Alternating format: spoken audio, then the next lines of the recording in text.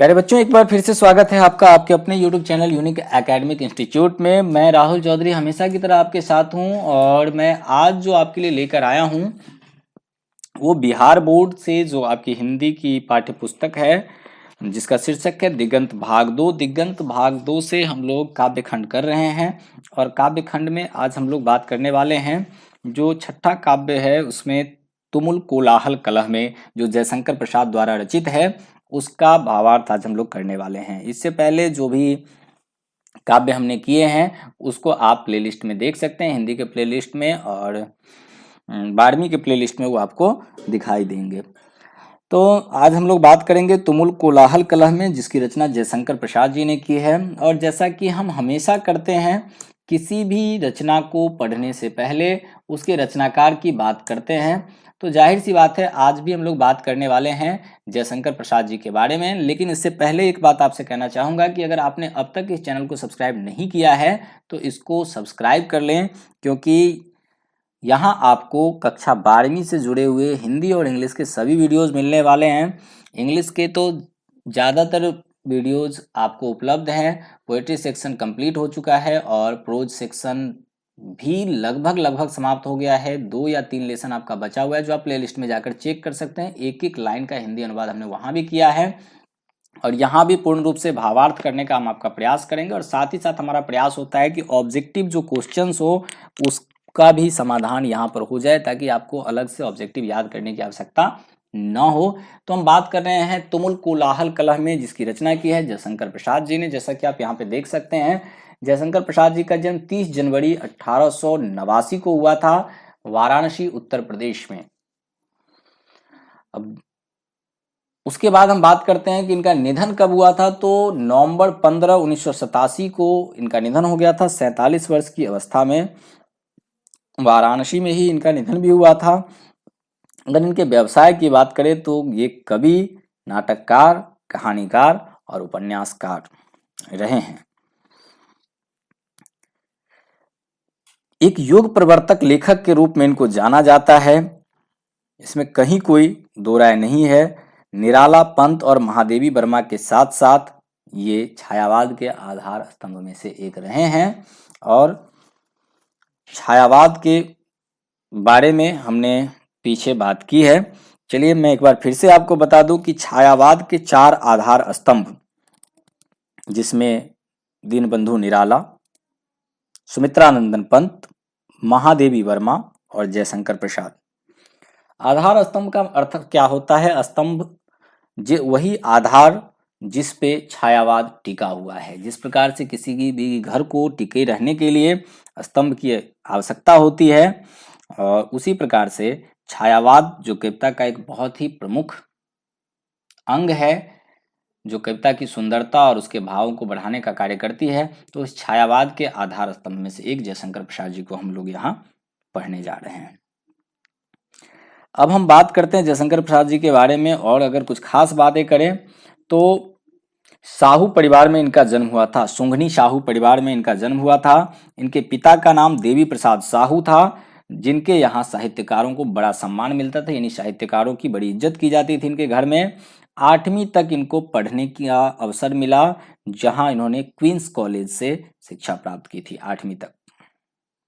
परिस्थितियां विकट हुई और स्कूल छोड़ना पड़ा, लेकिन इन्होंने पढ़ाई नहीं छोड़ी। संस्कृत, फारसी, उर्दू और हिंदी जैसे भाषाओं का अध्ययन इन्होंने किया। संस्कृत, फारसी, उर्दू और हिंदी, इन सभी भाषाओं का अध्ययन इन्होंने किया। दुर्भाग्य देखिए कि किशोरावस्था में ही माता, पिता और बड़े भाई का देहांत हो गया। यानी बहुत दिनों तक जो अग्रजों का, जो अभिभावकों का स्नेह होता है, ये इनके नसीब में नहीं रहा। माता, पिता और बड़े भाई का देहांत हो गया, इसलिए किशोरावस्था में ही इन्हें अपना जो पारिवारिक व्यवसाय था उसका उत्तरदायित्व उठाना पड़ा, और इसको इन्होंने बड़ी सफलतापूर्वक मुस्कुराते हुए उठा भी लिया। जीवन संघर्षों में बीता। जाहिर सी बात है कि अगर अभिभावक न हो तो जीवन का संघर्ष में व्यतीत होना कहीं से आश्चर्यचकित नहीं करता है। सदैव ही जागरूक रहे ये साहित्य सृजन और साहित्य अध्ययन को लेकर के। 1937 में इनका देहांत जब हुआ नवंबर 15 को, उससे पहले इन्होंने अपनी प्रतिभा का लोहा मनवा लिया था। एक बहुमुखी प्रतिभा के धनी व्यक्ति के रूप में ये तब तक प्रसिद्ध हो चुके थे। हिंदी का रविंद्र भी इनको कहा जाता है। रविंद्रनाथ टैगोर से इनकी तुलना की जाती है।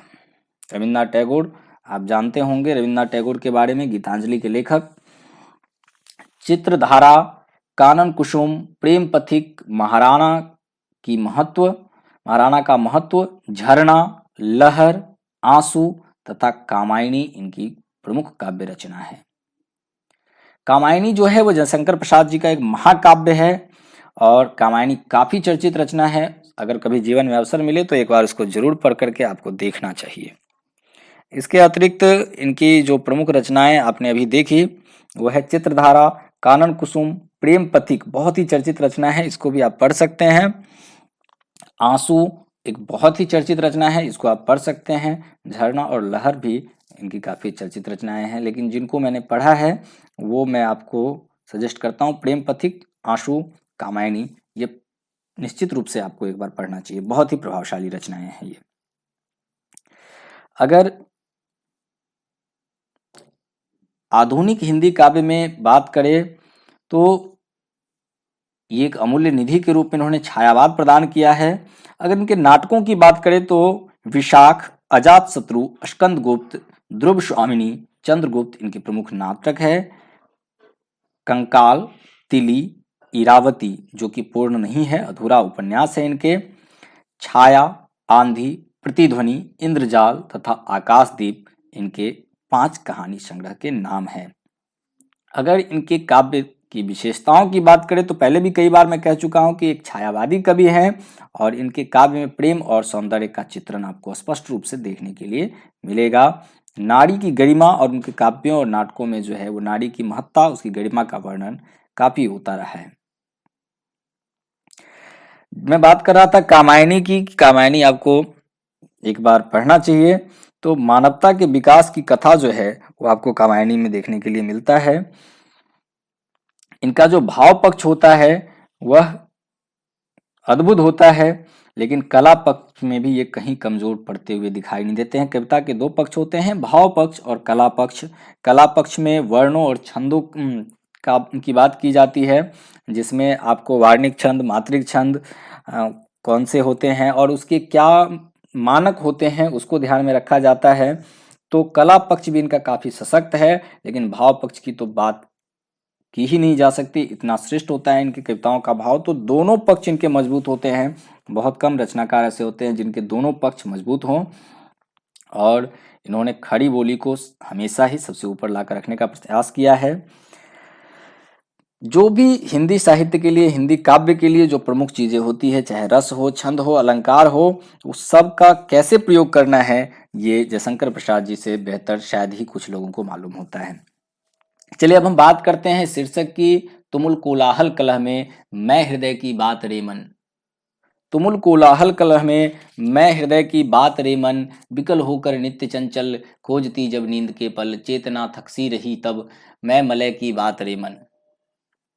अच्छा, एक बात करना मैं यहाँ पर भूल गया कि अगर छंद की बात की जाए कि यह रचना किस छंद में है, तो यह मुक्त छंद में रचित रचना है, लेकिन इसमें धारा, इसका जो प्रवाह है यह कहीं पे रुकता हुआ आपको दिखाई नहीं देता है। मुक्त छंद में बहुत कम ऐसी रचनाएं होती है जो आपको धारा का प्रवाह भी उसमें बना हुआ रहता है। तो यहाँ धारा का प्रवाह बना हुआ है, लेकिन अगर कोई आपसे पूछे कि यह कैसी रचना है, किस छंद में रचित है, तो यह मुक्त छंद में रचित है। हालांकि मुक्त छंद में रचित रचनाओं को कविता कहकर भी कुछ लोग संबोधित करते हैं, मैं स्वयं भी उनमें से एक हूँ जो कविता कहते हैं, लेकिन जयशंकर प्रसाद जी की इस रचना को कविता कहना इसके साथ नाइंसाफी होगी, क्योंकि इसमें धारा का प्रवाह कहीं भी रुकता हुआ दिखाई नहीं देता है। तुमुल कोलाहल कलह में मैं हृदय की बात रे मन, विकल होकर नित्य चंचल, खोजती जब नींद के पल, चेतना थकसी रही तब मैं मलय की बात रे मन। अब देखिए, कहते हैं कि इस तूफानी कोलाहल में, पूर्ण वातावरण में, जो चारों ओर जो वातावरण में कोलाहल भरा हुआ है, उसमें मैं हृदय का सच्चा मार्गदर्शक हूँ, यानी मैं हृदय की बात हूँ, मैं एक ऐसा व्यक्ति हूँ जो हृदय का मार्गदर्शन करता है और संभाले रखता है उसको, जब मन व्याकुल होकर, थक कर, चंचल होकर, चेतना शून्य अवस्था में पहुंचकर नींद की आगोश में समाना चाहता है। जब मन पूरी तरह थक जाता है, चेतना थक जाती है, सोचने की शक्ति जो है वह एकदम निचले स्तर पर आ जाती है, उस समय क्या होता है? ऐसे दुखद विषादपूर्ण समय में मैं कौन हूँ? तो चंदन के समान सुगंधित सुवासित हवा बनकर चंचल मन को सांत्वना तथा आनंद प्रदान करता हूँ।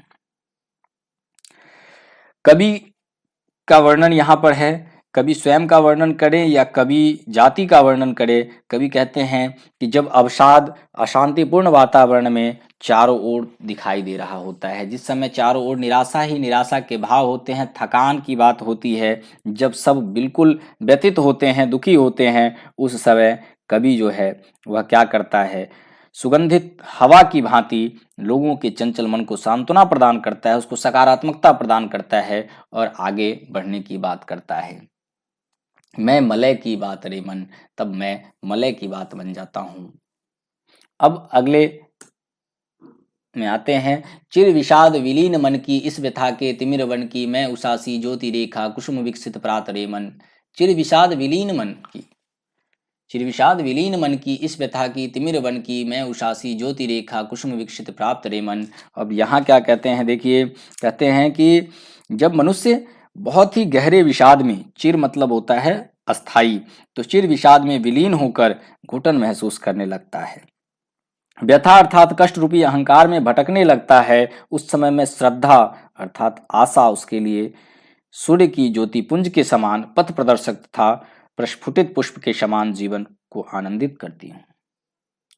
जब मनुष्य पूरी तरह से थका होता है, जब उसे कहीं कोई रास्ता दिखाई नहीं देता, उस समय उषा की किरण यानी सूर्य की किरण के समान, ज्योति रेखा के समान, कुसुम विकसित प्रात रे मन और प्रातः काल में खिलने वाले पुष्प के समान उसके मन में आशा की पुंज लिए दिखाई देती हूँ। यह उसके मन में चेतना दिखाई दे, चेतना के रूप में दिखाई देती हूँ, सकारात्मकता के रूप में दिखाई देती हूँ।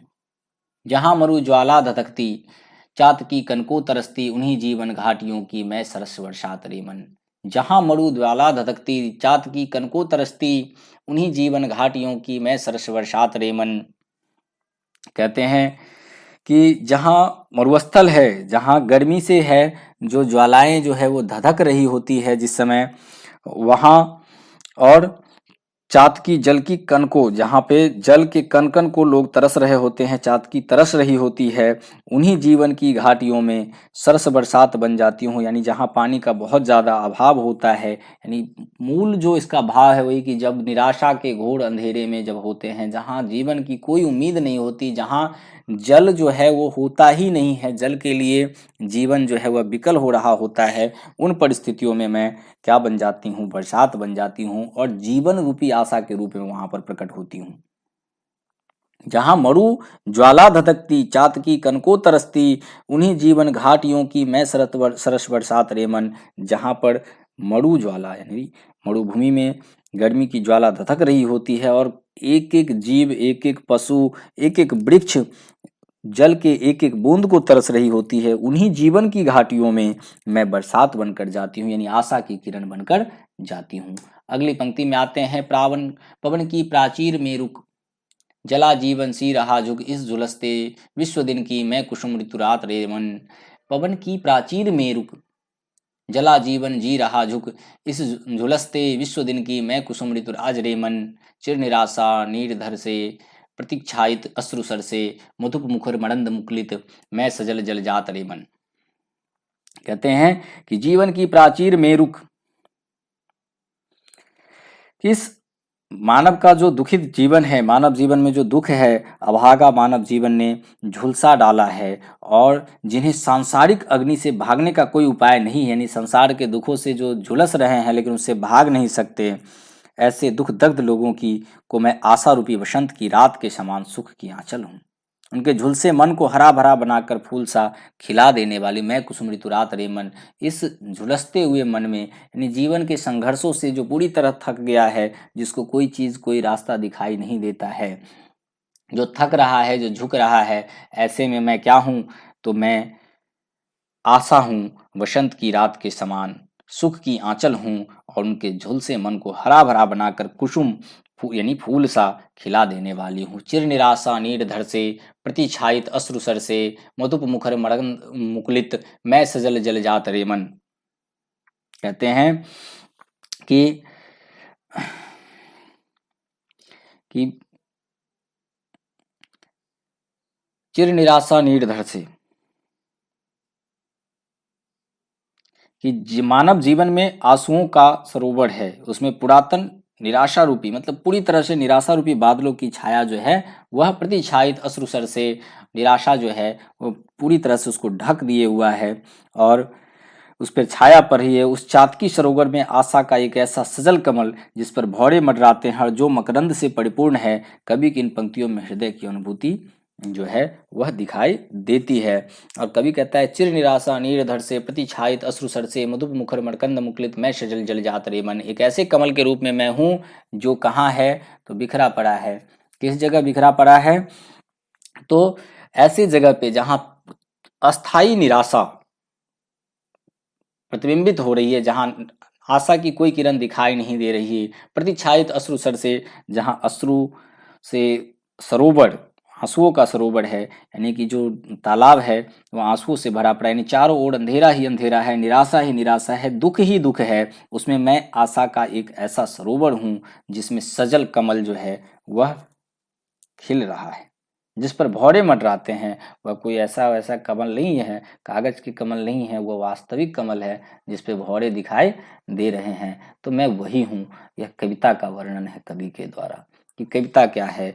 तुमुल कोलाहल कला में, जहाँ घोर निराशा में कविता क्या है, तो घोर निराशा में कविता जो है आशा की एक किरण है। अगर मूल भाव इसका देखा जाए तो यही निकल कर आता है कि कवि जो है कि जीवन के दोनों पक्षों का सूक्ष्म विमोचन करते हैं। वह अशांति की बात भी करते हैं, असफलता की बात भी करते हैं और उसमें आशा की किरणों की बात भी करते हैं। और साहित्य का जो मूल आधार है उसकी बात भी करते हैं कि साहित्य को कैसे आगे बढ़ाया जा सकता है, साहित्य को कैसे बेहतर बनाया जा सकता है।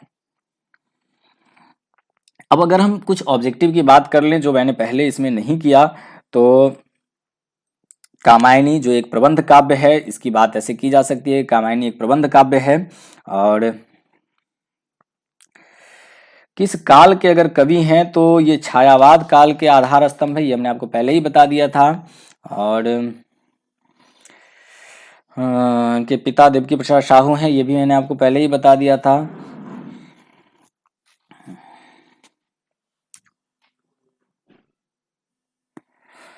आशा करता हूँ बच्चों कि आपको ये वीडियो समझ में आ गया होगा।